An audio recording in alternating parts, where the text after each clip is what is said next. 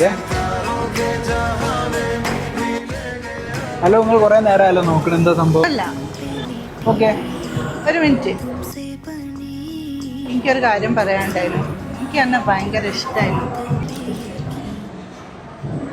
നമ്മളെ ഇവിടെ കുറേ ആൾക്കാർ ശ്രദ്ധിക്കുന്നുണ്ട്.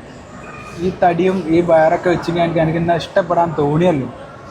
ആൾക്കാർ കാണണ്ട, ഞാൻ വിട്ടോ കേട്ടോ.